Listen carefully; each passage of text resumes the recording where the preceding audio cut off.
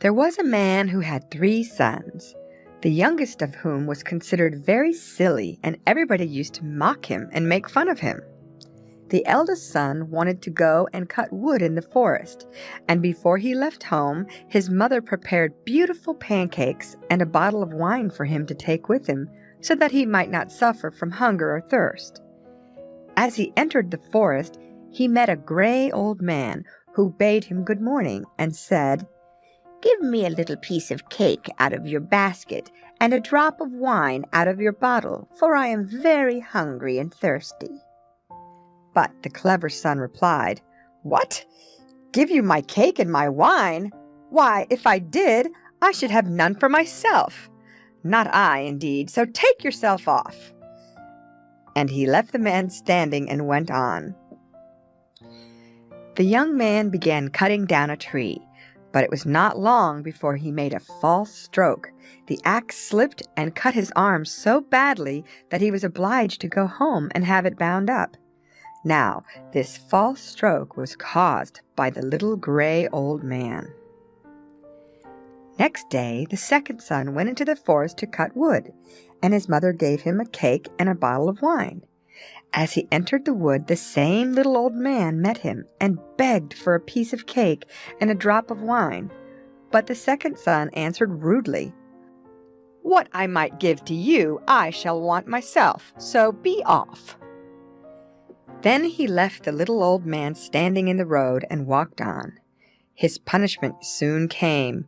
He had scarcely given 2 strokes on a tree with his axe when he hit his leg such a terrible blow that he was obliged to limp home in great pain.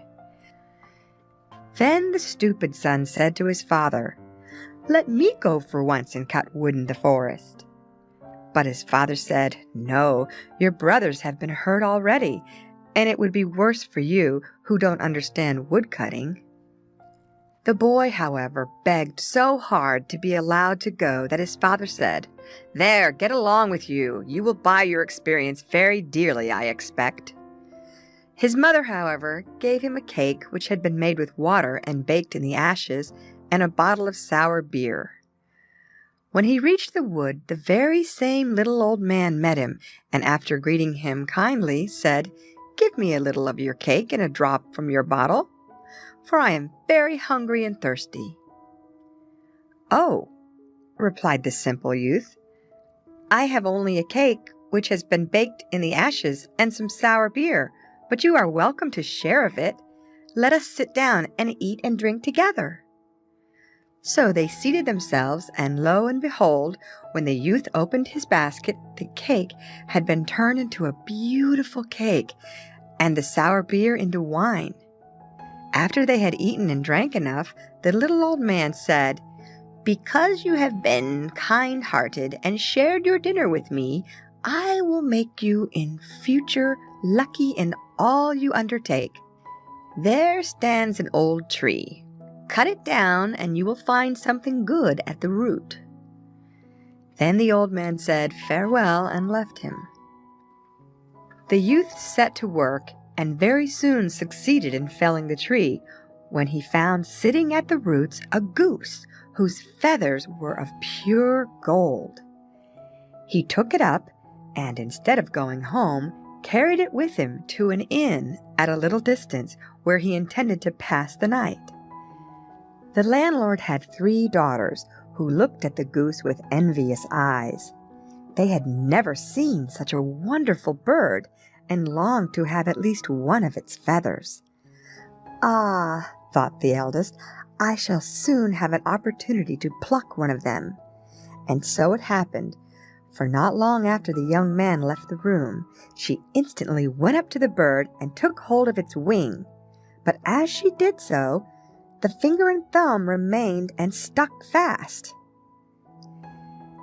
In a short time after, the second sister came in with the full expectation of gaining a golden feather, but as she touched her sister to move her from the bird, her hand stuck fast to her sister's dress, and neither of them could free herself. At last, in came the third sister with the same intention. "Keep away!" screamed the other 2. "In heaven's name, keep away!" but she could not imagine why she should keep away. If they were near the golden bird, why should not she be there? So she made a spring forward and touched her second sister, and immediately she also was made a prisoner, and in this position they were obliged to remain by the goose all night. In the morning the young man came in and took the goose on his arm and went away without troubling himself about the 3 girls, who were following close behind him, and as he walked quickly, they were obliged to run one behind the other, left or right of him, just as he was inclined to go. In the middle of a field, they were met by the parson of the parish, who looked without wonder at the procession as it came near him. "Shame on you!" he cried out. "What are you about, you bold-faced hussies, running after a young man in that way through the fields? Go home, all of you!" He placed his hand on the youngest to pull her back, but the moment he touched her, he also became fixed and was obliged to follow and run like the rest. In a few minutes the clerk met them, and when he saw the parson running after the girls, he wondered greatly and cried out, "Hello, Master Parson! Where are you running in such haste? Have you forgotten that there is a christening today?" And as the procession did not stop, he ran after it and seized the parson's gown. In a moment he found that his hand was fixed, and he also had to run like the rest. And now there were 5 trotting along, one behind the other. Presently 2 peasants came by with their sickles from the field. The parson called out to them and begged them to come and release him and the clerk. Hardly had they touched the clerk when they also stuck fast as the others, and the simpleton with his golden goose traveled with the 7. After a while they came to a city in which reigned a king who had a daughter of such a melancholy disposition that no one could make her laugh. Therefore he issued a decree that whoever would make the princess laugh should have her in marriage. Now, when the simple youth heard this, he ran before her, and the whole 7 trotted after him. The sight was so ridiculous that the moment the princess saw it, she burst into a violent fit of laughter, and they thought she would never leave off. After this, the youth went to the king and demanded his daughter in marriage, according to the king's decree. But his majesty did not quite like to have the young man for a son-in-law, so he said that before he would consent to the marriage, the youth must bring him a man who could drink all the wine in the king's cellar. The simpleton went into the forest, for he thought, "If anyone can help me, it is the little gray man."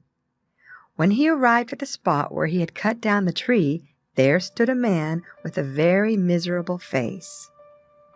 The youth asked him why he looked so sorrowful. "Oh," he exclaimed, "I suffer such dreadful thirst that nothing seems able to quench it, and cold water I cannot endure. I have emptied a cask of wine already, but it was just like a drop of water on a hot stone." "I can help you," cried the young man. "Come with me, and you shall have your fill, I promise you."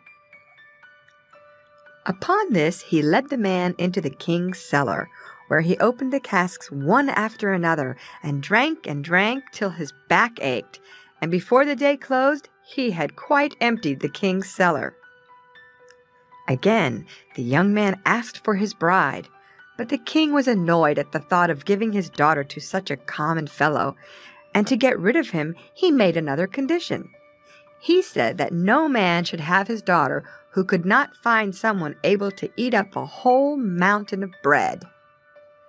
Away went the simpleton to the forest as before, and there in the same place sat a man binding himself round tightly with a belt and making the most horrible faces. As the youth approached, he cried, "I have eaten a whole oven full of rolls, but it has not satisfied me a bit. I am as hungry as ever, and my stomach feels so empty that I'm obliged to bind it round tightly, or I should die of hunger." The simpleton could hardly contain himself for joy when he heard this. "Get up," he exclaimed, "and come with me, and I will give you plenty to eat, I'll warrant." So he led him to the king's court, where his majesty had ordered all the flour in the kingdom to be made into bread and piled in a huge mountain. The hungry man placed himself before the bread and began to eat, and before evening the whole pile had disappeared. Then the simpleton went a third time to the king and asked for his bride. But the king made several excuses, and at last said that if he could bring him a ship that would travel as well by land as by water, then he should, without any further conditions, marry his daughter. The youth went at once straight to the forest and saw the same old gray man to whom he had given his cake. "Ah," he said as the youth approached, "it was I who sent the men to eat and drink. And I will also give you a ship that can travel by land or by sea, because when you thought I was poor, you were kind-hearted and gave me food and drink." The youth took the ship, and when the king saw it, he was quite surprised, but he could not any longer refuse to give him his daughter in marriage. The wedding was celebrated with great pomp, and after the king's death, the simple woodcutter inherited the whole kingdom and lived happily with his wife.